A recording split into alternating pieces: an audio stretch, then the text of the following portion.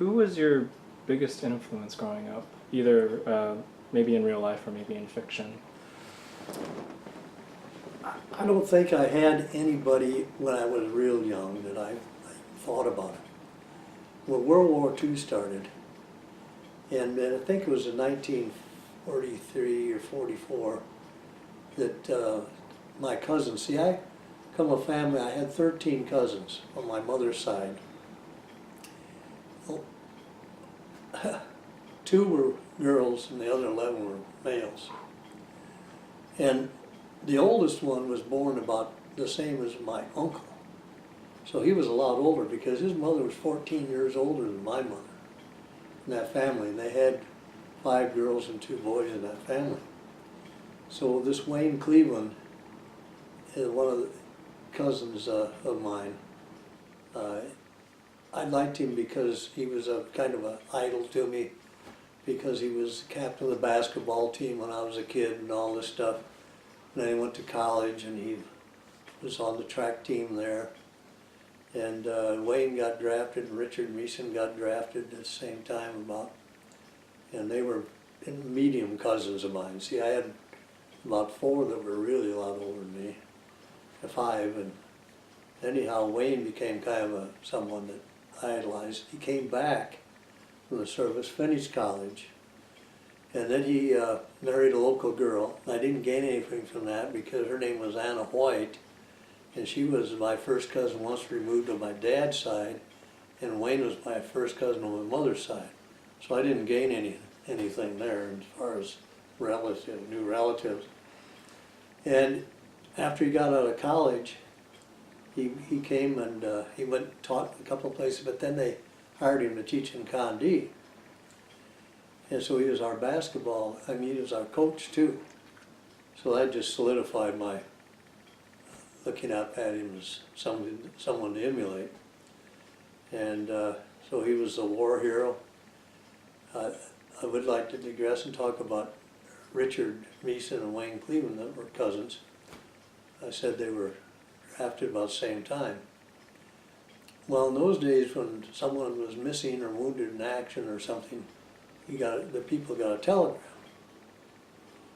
And within, I think, 2 weeks of both of them got wounded. They were in different areas. Richard was down around Strasbourg and area, and Wayne was up near Aachen.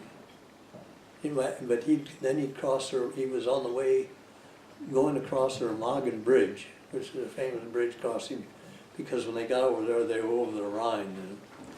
And he got wounded. He got wounded in the shoulder.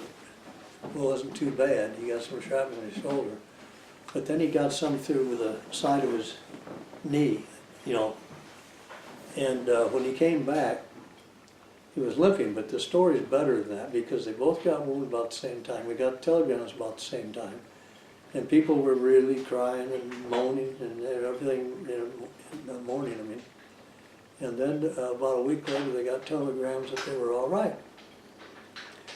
Well, they were, because a lot of times it's not that their unit keeps going.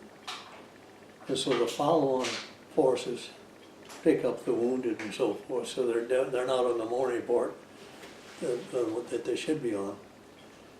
But anyhow, they both went to a hospital in Bristol, England.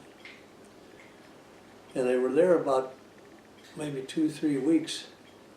And Dick Meeson was coming down. I was up on a balcony to go down into an area that they had for recreational area below. And he saw a guy limping, playing ping pong. And he realized, he thought it was Wayne, but he couldn't believe it. Because they were from the same hometown, that little dinky town. So, but then he realized it was him because and so he waited, he went down there and he waited until a ball fell off the table and Wayne went to retrieve it and pick it up.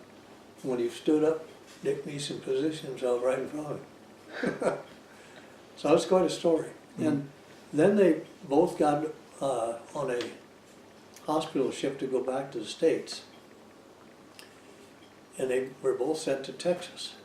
But they didn't know that one was sent to Texas. And then they met again at the hospital down in Texas. So they'd had enough of this surprise meetings, and they came home on furlough. They used to call them those days instead of leave, together.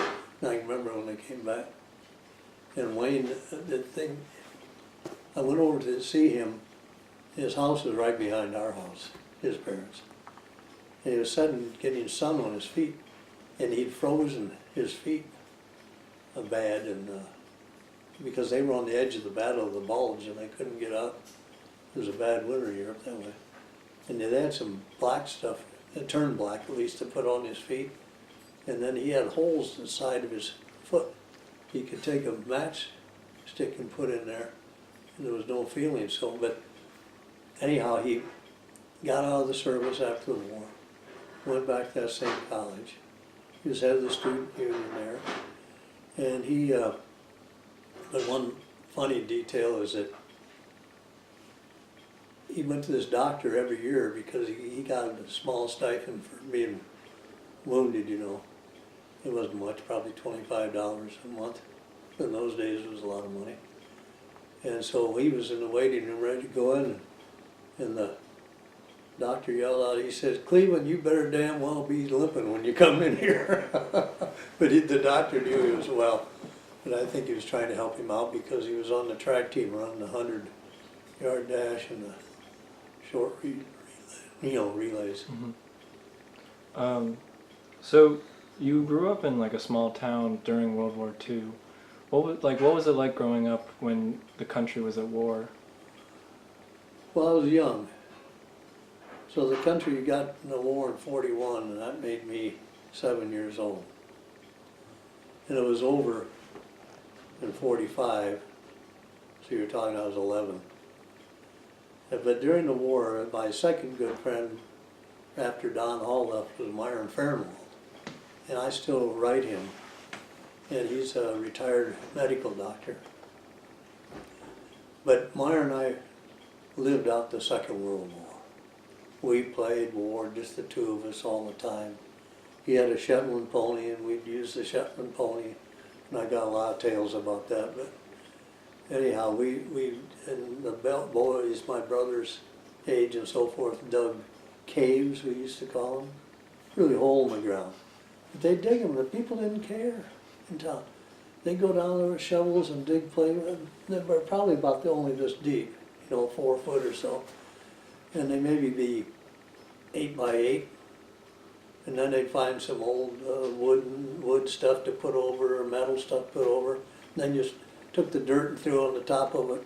And we'd go down in there. I couldn't spend any time in there because they had candles for light.